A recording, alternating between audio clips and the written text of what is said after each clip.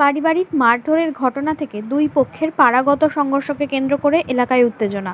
শুক্রবার ঘটনাটি ঘটেছে আরামবাগের 10 নম্বর ওয়ার্ডের বাদলকোনা এলাকায়। ঘটনাকে ঘিরে এলাকায় চাঞ্চল্য তৈরি হয়েছে। ঠিক কী কারণে এই সংঘর্ষের সূত্রপাত, ঘটনায় কারা জড়িত এবং পরিস্থিতি বর্তমানে কেমন রয়েছে, দেখুন বিস্তারিত। আপনাকে কেন মারলো? আমি আসুন আস্তে আস্তে কি মানে মাতালদের যা হয় যে যে এই 7 জনের ভাই সারা এক সারা যাচ্ছে ব্যাস। কেন মারলো হঠাৎ করে? এই কথাটাই। এমনি মারে কেউ? মদ গেঁচাকে সবাইকে মেরেছে, সবাইকে তো কজনকে মেরেছে? 8-10 জনকে মেরেছে। আমার মুটিলে সব ছুটকাটাছে, ভয় সব ঘরে ঢুকে খিল দিয়ে বসেছিল কতক্ষণ ধরে।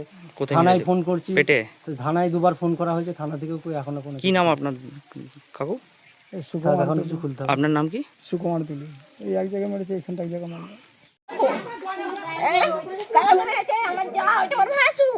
আমাদেরকে ওই কাকিমাদিকে আবার এই কাকা বাবুকে মেরেছে, এইটার পেটে ছুরি গেঁথে দিয়েছে, আদালতকে মেরেছে।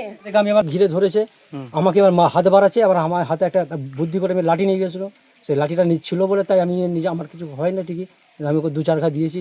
আমাকে নিজে বাঁচার জন্য তো বাধ্য হয়ে কী করবো, মারতে তো হবেই, আর আমাকে তো নিজেকে মেরে দেবে। এরকমই করে উনি?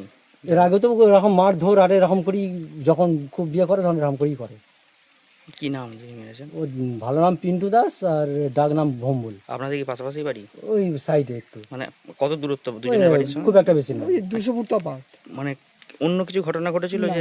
না না, ওই ছোট ভাইয়ের মেয়েকে ও মেরেছে, একটা কাকার মেয়েকে মেরেছিল, ওইটাই উচ্চনা বেশি বেড়েছে। মেয়েকে ওই ঘর থেকে টেনে ছুটি ধরে বলছে ঘর পর্যন্ত সব ঘরের লোক খিল দিয়ে বসে ছিল ওর জন্য। এবার আধ ঘন্টা রাত, এবার তো বেরোতে হবে, আমাদের গরু আছে সাইডে আর আছে, এই গরুকে খাবার পর্যন্ত দেওয়া হলো না, এই বাবাকে নিয়ে হাসপাতাল। এটা কত নম্বর ওয়ার্ড?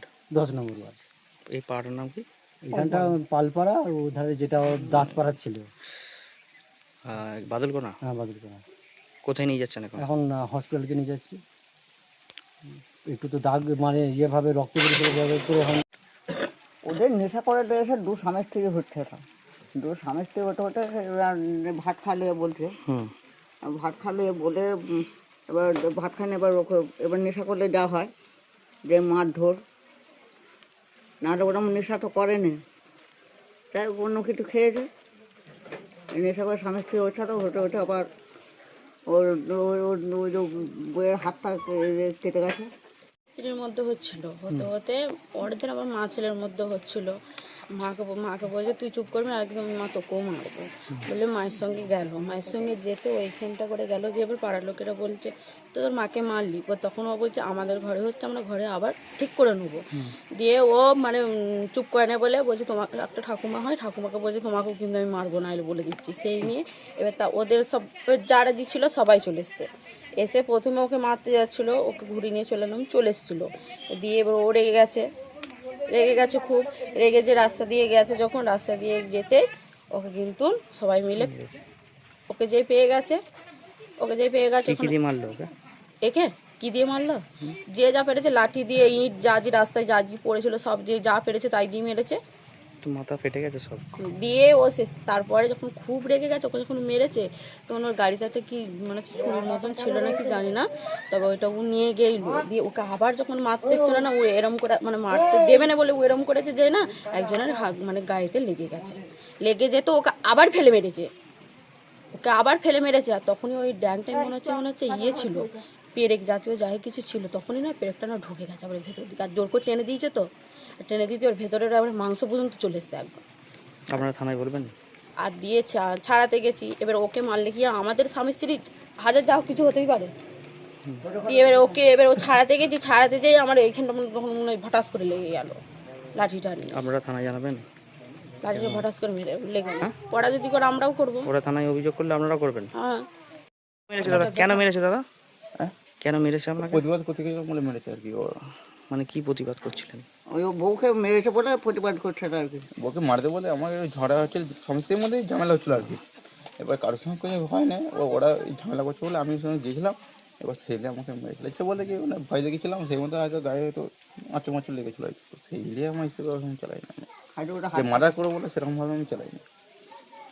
কি নাম দাদা আপনার? কিন্তু সেটা কোনো ভিডিও ক্যামেরা করেছে একজন, চারজন মিলে ছিল, এই চারজন যে ওর দু স্বামী স্ত্রী এই যে বটে তো এই যে ও বলছে আমি ক্যামেরা করে রেখে দিয়েছি। হ্যাঁ আমাকেও মেরেছে। কি হয়েছিল মেয়ে হচ্ছে আমরা টোটোটা গুজা ধরে মেরেছে। কি হয়েছিল কি হয়েছিল ওই আমার শাশুড়িকে ধরে মারছিল। আমরা বলেছি ভালো মুখে বলছি আমি তোরা কেন হয়তো মারছিস কেন দেখ ঘরে যা। তারপর দিয়ে হয়তো বলেছি আমরা ঠিক আছে সরে গিয়েছি ঘর থেকে এত বড় একটা ইয়ে লেসে হাতুড়ি লেসে মারবে। দিয়ে হচ্ছে ওকে ওকে মারতে গেলে আমি ধরতে গেলে আমার এখানটা লেগে গেল, আমার শাখা বেঁধে দিল, আমার এই আঙুলটা যে কেটে দিল। দিয়ে আবার পুঁদে পুঁদে এত বড় ঝামালিয়ে পুঁদে পুঁদে ছুটছে। আর ও কি করে মিথ্যা কথা বলছে যে আমার স্বামীকে ধরে মেরেছে সবাই মিলে। হ্যাঁ? হ্যাঁ বলছি ওনারা অভিযোগ করছেন আপনারাও নাকি মেরেছেন, ওরা মাথা আমরা কেটে গেছে। একটা গায়ে হাত দিইনি, একটা গায়ে হাত দিইনি। মারলে কোনে তাহলে ও কি বাঁচতো? একটা গায়ে হাত দিইনি আমরা। আপনার শাশুড়ির নাম কি যাকে মেরেছে? আমার শাশুড়ির নাম পরিদা। আপনার নাম কি? টুম্পা দাস। আপনাকেও মেরেছে? হ্যাঁ আপনার কি দিয়ে মেরেছে এগুলো? এই সব হচ্ছে জাল দিয়ে। ওরা কজন এসেছিল? ওরা একলা একাই একাই 100, ও একাই 100 আপনাকেও মেরে দেবে। এমন অবস্থা করছে। বুঝেছেন? ঝামালিয়ে ছুটাছুটি করছে, কাটারিলে ছুটাছুটি করছে, বটিলে ছুটাছুটি করছে। তাহলে ওকে ওর পুরেকে যাবেটা কি তখন ধরতে? মানে কেন হঠাৎ করে এরকম করলো? হ্যাঁ, ও গ্যাঁজা মদ খেয়ে ওরকম করছে। ওর গ্যাঁজাটা তুলতে হবে। আপনার নাম কি দাদা? আমরা ওখানে যেতে হবে। ছুরি হয়ে গেছে। আপনাদের প্রায় কতজনকে মেরেছে এখানে? হ্যাঁ সবাই অনেকজনকে মেরেছে। এটা আমার শাশুড়িকে মেরেছে, আমার যা ওইটা আমার ভাসুর, আমাদেরকে ওই কাকিমাদিকে, আবার এই কাকা বাবুকে মেরেছে। নিউনুর সোফা সেন্টার, এখানে সমস্ত রকম সোফা পাইকারি ও রিটেলে বিক্রয় করা হয়। সমস্ত সোফা নিজস্ব কারখানায় তৈরি করা হয়। প্রোপাইটার হানিফ হোসেন খাঁ ও রুহুল হোসেন খাঁ, বড়ডোঙ্গল হাটতলা সিনেমা হলের সন্নিকটে, হুগলি।